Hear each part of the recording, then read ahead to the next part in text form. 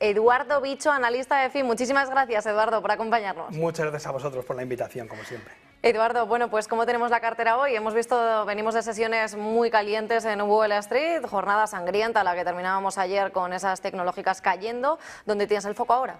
Bueno, sin duda tenemos una novedad en la cartera, una noticia que ha salido en el día de hoy y que está haciendo que las acciones suban en torno a un 12%.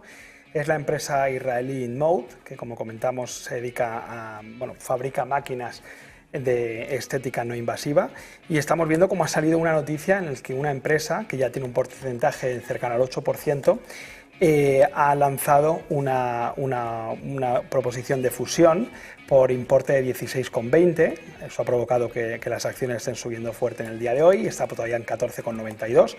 Y aún así creo que todavía debemos esperar porque personalmente considero que el comité de expertos independiente que tiene que valorar si se acepta o no dicha oferta, creo que le va a resultar insuficiente. ¿El motivo? Pues porque en enero ya hubo otra posibilidad de comprar un 51% por parte de otro insider a $18, la cual fue rechazada. Por lo que es interesante, sobre todo teniendo en cuenta que uno de los principales interesados dentro de la empresa que ha realizado esta segunda oferta en lo que llaman 2026 es el cofundador y actual CEO de la compañía. Por lo que, bueno, pues aquellos que hayan tomado posiciones en las últimas semanas, a raíz de que lo hemos ido comentando, pues hoy están viendo cómo los títulos están subiendo de forma importante y, como podemos ver en el gráfico, ha conseguido técnicamente superar esas medias de 60 y 200 sesiones, y creo que poco a poco podría dirigirse a esos niveles de 16,20, 16,5, que es la parte alta del rango lateral en el que lleva prácticamente inmerso desde el mes de mayo. Con respecto a otras posiciones en cartera que venimos comentando días atrás, bueno, pues en el caso de Ferrari seguimos viendo cómo parece que se ha apoyado en la media de 60 sesiones en el día de ayer. Eduardo, perdona, ¿estás compartiendo gráfico? Sí. Sí, vale, pues lo pinchamos para que lo podamos ver y para que lo pueda ver también la audiencia. Genial. Seguimos con Ferrari. Aquí lo tenemos. Bueno, si quieres, a modo recordatorio, lo que acabamos de comentar de InMode. Efectivamente. Ha conseguido superar las medias de 60 y 200 con esta noticia, ya ha abierto subiendo en torno a un 11%. Y lo que comentaba es que creo que, bueno, pues incluso podría haber una posibilidad de mejora de oferta, y creo que lo mejor es seguir esperando en la compañía, sobre todo porque hay varios catalizadores que ya veníamos insistiendo semanas atrás, como por ejemplo esa compra por parte del CEO a principio de año de 800.000 acciones, que eran alrededor de 11 millones de dólares. También esas ofertas por parte de dentro de la compañía, y sobre todo también el importante volumen de caja que tiene la empresa y que no tiene deuda. Así que esa es una de las mejores noticias que hemos visto el día de hoy. Luego tenemos a Ferrari subiendo cerca de un 2% también. Como estaba comentando, desde el punto de vista técnico, hemos visto cómo se apoyaba en el día de ayer en la media de 60 sesiones, la cual ha servido de soporte de corto plazo, y vamos a ver si nuevamente vuelve a intentar superar ese importantísimo nivel de resistencia que se sitúa en la zona de los 323-325 euros.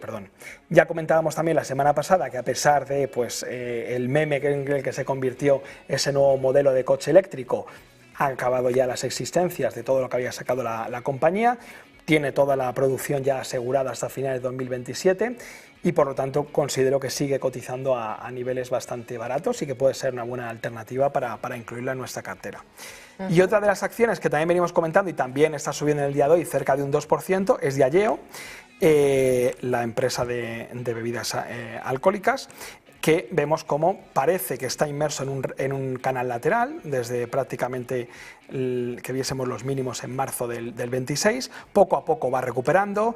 Muy importante como catalizador la entrada de este nuevo CEO, que está implementando bastantes recortes en cuanto a gastos, que eso le gusta a los accionistas y le gusta al mercado, y ahora mismo pues parece que se dirige hacia esta parte alta situada en los 1.640, 1.650 peniques, que ahora mismo sería la resistencia que nos podemos encontrar. En cuanto al resto de compañías, pues bueno, seguimos un poco a la espera de ver hasta dónde llega el suelo del precio del oro, que está jugando con el soporte, con el importantísimo soporte de los 4.000 dólares, y en la onza, y en el caso de perderlo, muy atentos porque podríamos asistir a una corrección de mayor envergadura con siguiente objetivo en los 3.600. Si llegase a ese nivel, sí que creo que sería para volver a mirar de cerca valores relacionados con el precio del oro. Ya lo comentábamos semanas atrás, por ejemplo, Franco-Nevada, que es una empresa de royalties de oro, Barrick Gold, uno de los clásicos en cuanto a producción petrolera, de oro, perdón. Por lo que, bueno, eso es un poco cómo está la cartera, la noticia más relevante InMode, pero sobre todo también vemos cómo siguen mostrando síntomas de que puede haber acabado la caída en valores tan castigados como habían sido Ferrari, que como habíamos comentado desde máximos llevaba una caída superior al 40%. En el caso de Diageo también veíamos como parecía incansable este canal bajista en el que lleva prácticamente desde mediados del 2022, y vamos a ver si finalmente se empieza a aflorar el valor que tiene y ese descuento con el que cotizan con respecto a sus respectivos valores intrínsecos. El otro día además, Eduardo, hablábamos de Nike también, del sector textil. Sí. ¿Cómo la tenemos durante la sesión hoy en cuanto al análisis técnico? Bueno, pues en el caso de Nike estamos viendo que está cayendo un 1% y vemos que técnicamente ha ido a buscar apoyo en esta parte baja, en este soporte que coincide con los mínimos anteriores, en el entorno de los 41,62 dólares. Aquí vemos un caso similar al de Diageo en el sentido de ese cambio de CEO, que yo creo que también va a ser positivo y que poco a poco el mercado empezará a valorar y a poner en precio. En cuanto a niveles de resistencia, tenemos aquí la media de 60 sesiones en torno a los 44,66 y posteriormente la zona de los 47 dólares, que ha sido un nivel importantísimo de resistencia que ya van en 3-4 ocasiones que no ha sido capaz de superarlo. Así que vamos a ver cómo acaba en la sesión de hoy. Para aquellos que vayan al estricto corto plazo, la pérdida en cierre diario de los 41 dólares sí que podría empezar a ejecutar stop loss sobre todo de traders técnicos de corto plazo, pero sigo considerando que está cotizando barato. Además vamos a ver los próximos resultados, porque también creo que el efecto del Mundial le debería favorecer. Y bueno, es una acción que sin duda creo que se puede mantener en cartera con vistas a medio y largo plazo, teniendo en cuenta los ratios a los que está cotizando con respecto a sus principales comparables y a la imagen de marca y el valor de marca que sigue teniendo la compañía, y ese moat defensivo, esa barrera de entrada que sigue manteniendo a pesar de las correcciones. Vamos a pasar a un escenario, Eduardo, si te parece. Luego ya, si queremos ampliar cartera del medio plazo y de más largo plazo, quería preguntarte si hoy tuvieras que construir una cartera desde cero para los próximos 5 años y contando ahora mismo con 10.000 euros, ¿cómo la distribuirías? Bueno, sin duda me iría, como comentaba al principio, creo que depende mucho también de el perfil de inversor que seamos, es decir, porque es muy fácil decir 5 años, pero luego hay que aguantar ahí las posiciones, independientemente de que vayan para abajo o que no nos queme el dinero, las acciones en las manos, y en cuanto esté subiendo un 5% deshacer. Me iría a empresas que sin duda tengan un track record de haber funcionado bien, que también incluso puedan repartir dividendo, como puede ser el caso de Nike, como puede ser el caso de Diageo. Son empresas castigadas, porque las circunstancias que se dan en el entorno actual es que, como comentábamos la semana pasada, considero que estamos viendo unas valoraciones bastante ambiciosas en el mercado. Y creo que en cualquier momento podemos ver una corrección acorde a toda esta euforia que ha habido en los índices de renta variable. Bueno, ya lo hemos visto también en inteligencia artificial en las últimas sesiones. Mucha euforia que luego se desvanece. Efectivamente, y lo comentábamos, es decir, la inteligencia artificial está descontando unos crecimientos sostenidos en el tiempo, unos márgenes sostenidos en el tiempo, y eso es lo que el mercado empieza a poner en duda, de si todos esos miles de millones que han invertido, sobre todo las 7 magníficas, en desarrollo y inteligencia artificial, van a obtener los retornos que se espera de ello. Y ese, con la competencia que hay, creo que esos márgenes van a ser difícilmente justificables en el medio y largo plazo, y cualquier desviación que haya, por pequeña que sea, puede provocar una caída importante en los mercados. ¿Por qué digo importante? Porque se está dando una circunstancia única, porque no habíamos tenido referencias anteriormente, y es esa elevada concentración, esas 10 principales empresas del S&P 500 que tienen un peso aproximadamente del 40% dentro del índice. Hay que recordar que apenas era del 30% cuando la famosa burbuja.com, y todas esas empresas tienen un elemento común, que es la inteligencia artificial. Por lo que en el momento en el que se ponga en duda ese posible retorno de la inteligencia artificial, igual que hemos visto prácticamente subidas verticales en muchos de esos valores, creo que podría ser al revés y podría arrastrar a parte del mercado. Entonces, si tuviera que construir una cartera a 5 años, lógicamente para mí mi foco lo pondría en que esté comprando barato, por lo menos con respecto a su histórico. Entonces, por ejemplo, eso, valores como Diageo, valores como Ferrari, un poco los valores que venimos comentando aquí. Si queremos un poco diversificar, pues podemos buscar algún valor de materias primas, ya sea de petróleo, como un Chevron o un ExxonMobil. Podemos ver, por ejemplo, empresas de energía nuclear, que creo que sin duda van a ser uno de los grandes beneficiados con todo este auge de la inteligencia artificial, y que va a hacer falta, además de las energías renovables, ese complemento con la energía nuclear. Tenemos, por ejemplo, un ejemplo con Cameco, que también hemos comentado en más de una ocasión, y que está inmerso en un rango lateral después del buen comportamiento que tuvieron durante el año pasado. Así que me iría sobre todo a compañías, no me complicaría mucho, porque al fin y al cabo todo el dinero hemos visto cómo está dirigiéndose a las mismas acciones. Y creo que me iría un poco a esos sectores más defensivos por las turbulencias que se puedan provocar, porque hasta hace unas semanas todo el mundo pensaba que iba a haber X bajadas por parte de tipos por parte de la Reserva Federal, y ahora ya se empieza eso a disipar. Incluso hay alguna voz que habla de posibles subidas ante este auge de la inflación que hemos visto a raíz del conflicto que hay a nivel geopolítico. Y personalmente creo que, independientemente de que pueda acabar antes o después el conflicto en Irán, mucho me temo que durante este 2026 no va a ser el único conflicto. Creo que viendo los líderes que hay ahora mismo puestos en cada una de las principales potencias a nivel mundial, creo que hay que estar alerta, porque se da un caldo de cultivo con unas valoraciones excesivamente altas, una inteligencia artificial cotizando a unos precios que no habíamos visto en muchísimo tiempo, las OPVs que están saliendo ahora, por ejemplo la de SpaceX, que también lo comentamos, es decir, los primeros días pueden ser buenos porque se van a encargar de colocarla lo más arriba posible, pero en cuanto te despistes, justificar esas valoraciones con una empresa que actualmente está en pérdidas es muy complicado, y todavía quedan 2 más. Entonces, es un año que creo que van a focalizar todos los esfuerzos en maquillar, porque tenemos las elecciones de medio mandato de Trump, tenemos todavía que tiene que salir la OPV de Anthropic, tiene que salir la OPV de OpenAI. Entonces, creo que hay demasiados intereses para poder un poco maquillar este año, pero una vez que sean las elecciones y una vez salgan las OPVs, yo mandaría con mucho cuidado, porque creo que podemos ver un aumento en la volatilidad del mercado, e insisto, como se plantee la mínima duda sobre la inteligencia artificial, lo que hemos visto en estos días creo que va a ser bastante más profundo, porque al fin y al cabo lo de estos días es irrisorio comparado con la evolución que hemos visto en muchas de estas compañías. Pues esas compañías que precisamente hemos estado comentando aquí en Código Trader en todos los programas, y que bueno, son sectores efectivamente mucho más defensivos, ¿no? Son valores para dejar el dinero y de alguna manera, bueno, pues olvidarnos, entiéndeme, olvidarnos, sí. Y bueno, pues dejar que ellos mismos actúen y no tener que estar pegado a la pantalla. Efectivamente, sobre todo porque creo que hay momentos para todo, y como comentaba en el primer programa cuando vine, hay que estar muy atento con respecto a la parte del ciclo económico en la que nos encontramos. Y obviamente no estamos en una época expansiva, estamos quizá en la parte alta, donde estamos viendo cómo, pues eso, muchas compañías ya se han descorrelacionado totalmente con sus valoraciones. Hay mucho FOMO, como se dice, sobre el sector tecnológico en general. Hay muchísimo inversor que ha entrado al calor de los fondos indexados.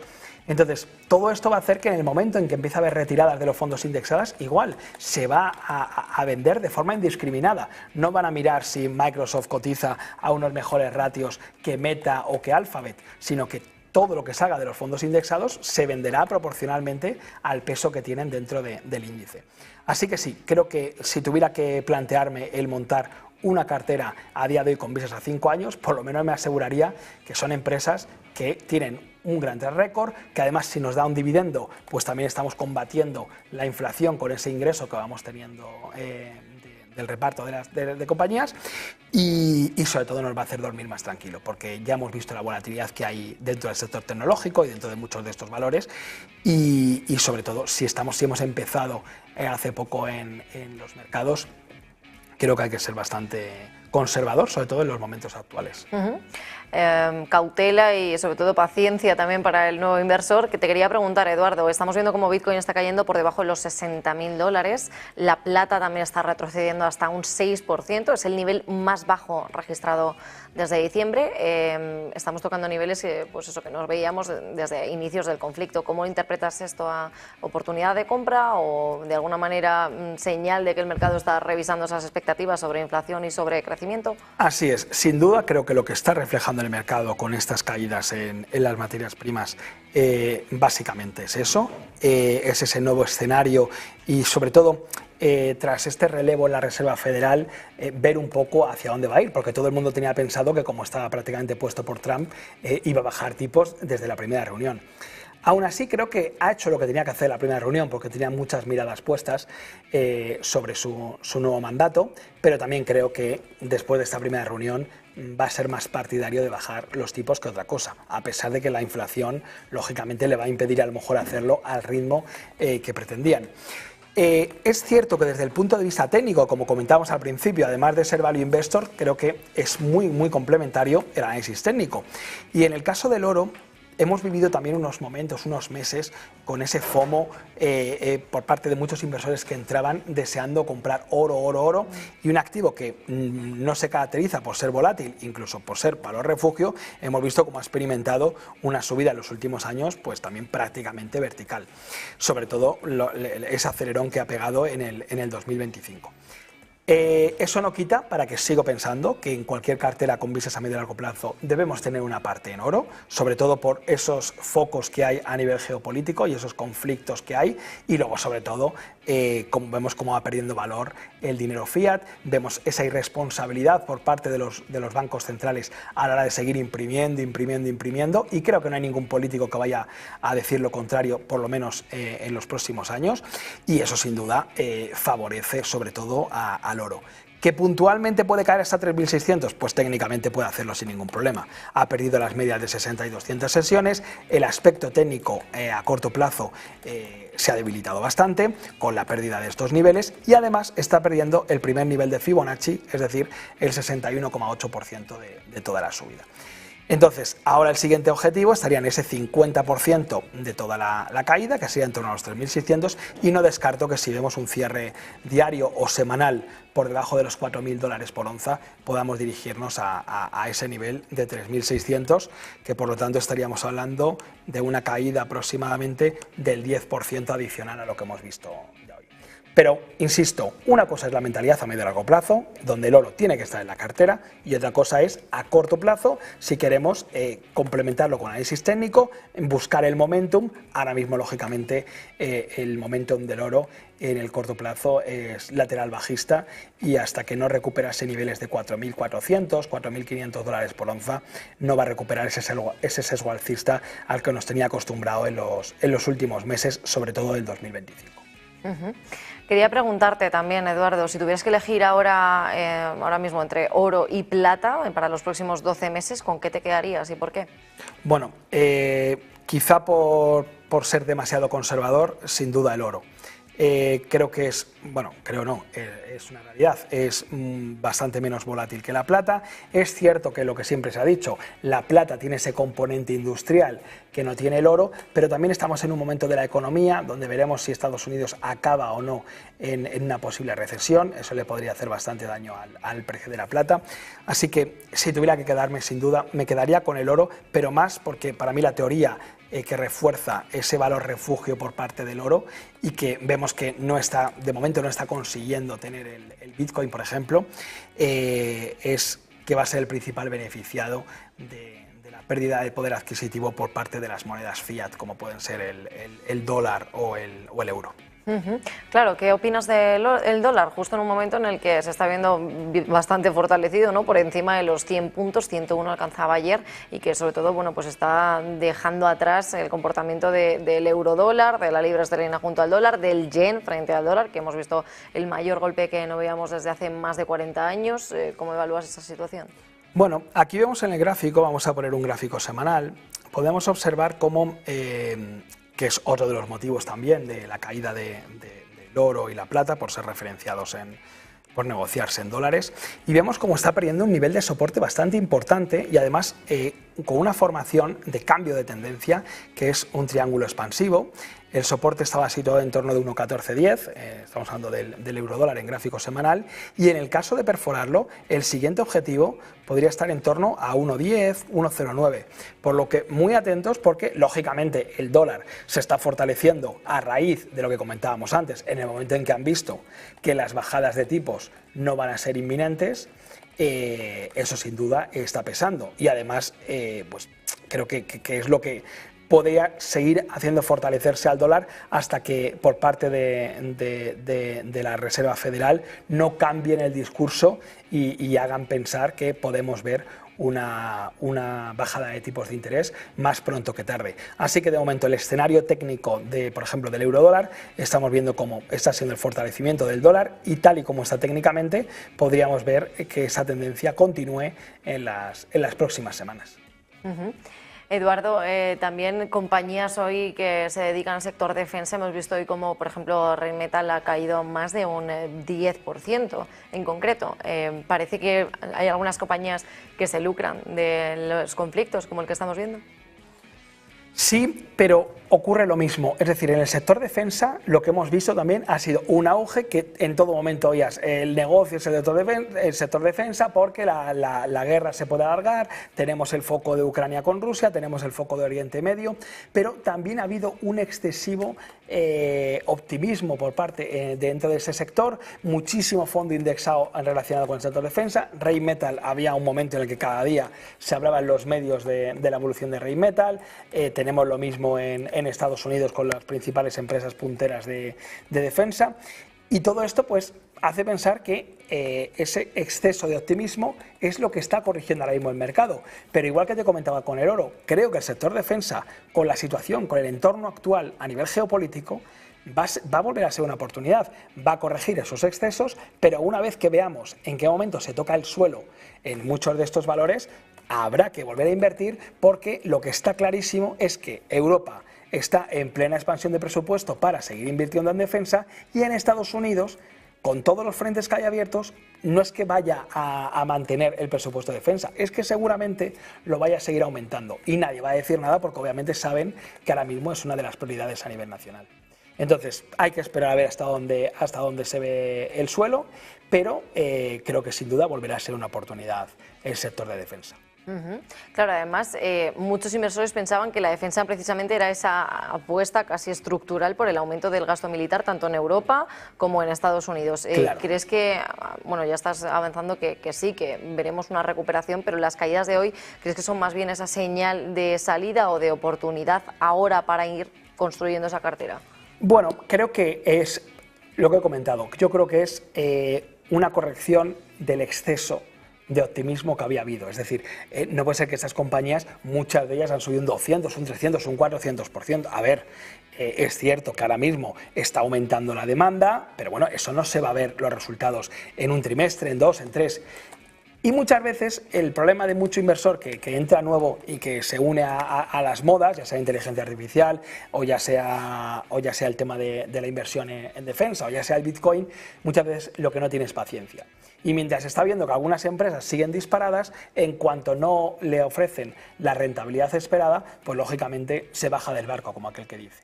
Así que creo que es una corrección para luego poder seguir subiendo, pero me cuesta mucho pensar que estas empresas no vayan a ir bien con vistas a los próximos años, con todos los focos que hay abiertos a nivel geopolítico, a nivel conflicto.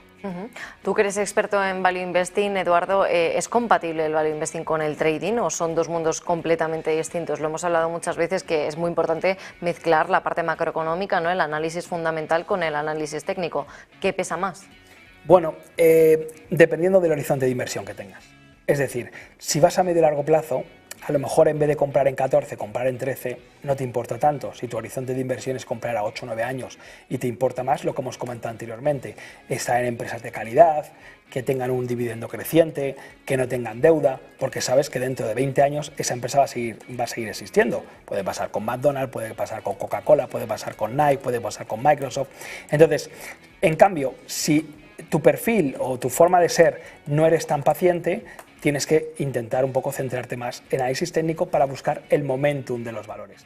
Por eso, en este espacio lo que me gusta es que lo que quiero transmitir sobre todo es cómo son totalmente complementarios, porque muchas veces hay mucho detractor del análisis técnico y hay mucho detractor del análisis fundamental o value investing, y creo que son perfectamente compatibles. Es decir, se puede optimizar la operativa de un value investor intentando buscar cuál es el momentum ideal.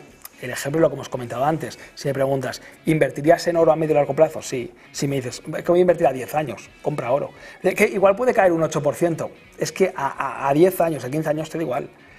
Porque al fin y al cabo lo que buscas es tener una cartera bien diversificada que te vaya a obtener unos retornos. Igual cuando vaya bien el oro, va más la renta variable, pero intentas un poco buscar piezas con distintas estrategias para que no te vaya todo mal. Igual que también si va todo, no te va a ir todo bien a la vez, pero que se vaya compensando para que te pueda dar una rentabilidad interesante, superior a la inflación y que te compense, en vez de tenerlo parado en el banco, que al fin y al cabo creo que es el objetivo de mucho value investor con un horizonte de inversión de medio y largo plazo. Si tu objetivo es comprar y vender en cuestión de días, lógicamente tienes que ceñir a análisis técnico. O sea, de nada vale intentar comprar una acción porque consideras que está muy bien desde el punto de vista fundamental, porque no tiene deuda, porque han comprado los insiders, si realmente tu horizonte es comprar o vender en 5 días. O sea, eso no tiene ningún sentido. Y el problema es que muchas veces somos nosotros mismos los que nos limitamos, porque no somos conscientes ni queremos ser realistas de nuestra forma de ser que tenemos a la hora de operar. O sea, si yo soy una persona muy impaciente, por mucho que yo intente comprar diciendo esto voy a dejar 2 años, en cuanto se empieza a mover un poco, o me voy a asustar, o voy a vender pronto.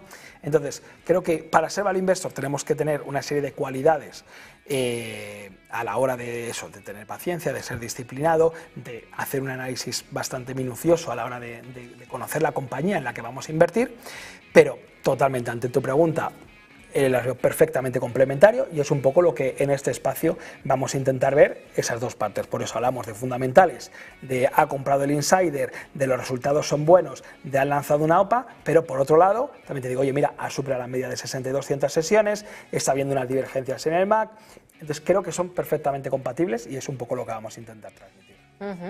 Efectivamente, Eduardo. Además, hoy tenemos una gran protagonista que es Micron, que va a presentar esos resultados empresariales durante la sesión de hoy a partir del toque de campana. Antes de preguntarte por ella, si quieres te la vas preparando, vamos viendo también este escenario en el que Donald Trump pues intenta presionar de nuevo la Reserva Federal, ¿no? Y con ese mercado sobre todo tan pendiente a los datos macroeconómicos que también vamos a conocer durante la sesión de mañana. Tenemos el deflactor del PCE de la Reserva Federal, datos, en fin, muy importantes para el mercado también. ¿Cómo afecta la macroeconomía a una estrategia de value investing? Bueno, sin duda, mucho. Insisto, si estamos comprando Nike y McDonald's a 20 años, pues bueno, tampoco tienes que estar tan encima, pero sí que creo que tienes que saber dónde estás. Es decir, no es lo mismo si estás en un escenario de subida de tipo de interés que en un escenario de bajar el tipo de interés, porque tendrás que ver qué sector elegir a la hora de que le beneficie una cosa u otra. Es decir, si estamos comprando compañías que tienen algo de deuda y estamos en un escenario de subida de tipos, pues lógicamente que le va a perjudicar, porque cada vez van a ser más altos los gastos financieros y eso va a repercutir directamente en la cuenta de resultados. Si en cambio estamos en un escenario, como hemos tenido no hace mucho tiempo, en un escenario de tipos prácticamente al 0%, pues sí, lógicamente ahí vamos a buscar empresas que estén creciendo a base de deuda, apalancamiento, porque lo van a hacer realmente bien. Entonces, para mí es importantísimo conocer a nivel macroeconómico en qué punto estamos y en qué parte del ciclo económico se encuentra la economía a nivel global, o por lo menos de las zonas donde estemos invirtiendo. Y ya para terminar, ponemos el broche final con la compañía de Micron, que bueno, pues es la prueba de fuego, ¿no?, para el rally de la inteligencia artificial. Los inversores que esperan, bueno, al menos beneficios en cuanto a la inteligencia artificial y sobre todo después del desplome que hemos visto en las últimas sesiones. ¿Cómo valoras la compañía?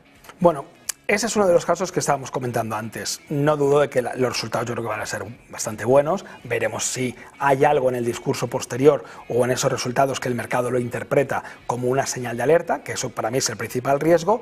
Pero estamos hablando de una empresa que ha pasado de cotizar en marzo-abril de este mismo año en niveles de $300 y desde entonces ha subido más de un 200%. Entonces, los resultados tienen que buscar la excelencia, porque se están descontando, estamos comprando a unos múltiplos de que cada trimestre van a ser mejor y mejor y mejor, y en cuanto haya la mínima desviación es donde pueden venir sustos. Personalmente creo que la compañía, lógicamente, va a seguir presentando resultados bastante buenos porque está en una parte de la cadena de la inteligencia artificial donde se ve claramente beneficiada y creo que todavía le pueden quedar bastantes trimestres sorprendiendo al mercado positivamente y que se mantenga la tendencia alcista en la que está actualmente. Pero, insisto, casi más importante que los resultados son las declaraciones posteriores a esa rueda de prensa de resultados para ver qué nos dicen con respecto al futuro más inmediato, que es lo que el mercado está deseando conocer para saber qué tiene que descontar a la hora de hacer una buena valoración. Bueno, pendientes a esa posible rueda de prensa o no, porque también Kevin Warsh hemos escuchado en la última reunión que parece que quiere cambiar la forma en la que se mide la inflación, la forma en la que se han estado dando esas ruedas de prensa, al menos con Jerome Powell, dice que no quiere tener que dar tantas explicaciones. Así es, incluso se valoraba que eliminar el famoso dot plot, el gráfico de puntos, que tanto le gusta al mercado, que tanta volatilidad provoca, y si de verdad se quita todo eso, lo que vamos a ver son jornadas muy volátiles cada vez que hable el nuevo presidente de la Reserva Federal. Pero sí, vamos a ver, porque creo que lo que no quiere es tanta especulación en el mercado con vistas a los próximos pasos de la Reserva Federal, pero eso va a provocar que cada vez que haya un discurso vamos a ver cómo se aumenta muchísimo la volatilidad por parte de los mercados. Bueno, pues paso a paso veremos a ver qué es lo que ocurre en la siguiente reunión. De momento mañana con ese PC y esta noche con el foco puesto en inteligencia artificial en los resultados de Micron. Muchísimas gracias, Eduardo Huicho, analista de FIN, por acompañarnos una vez más. Muchísimas gracias a vosotros.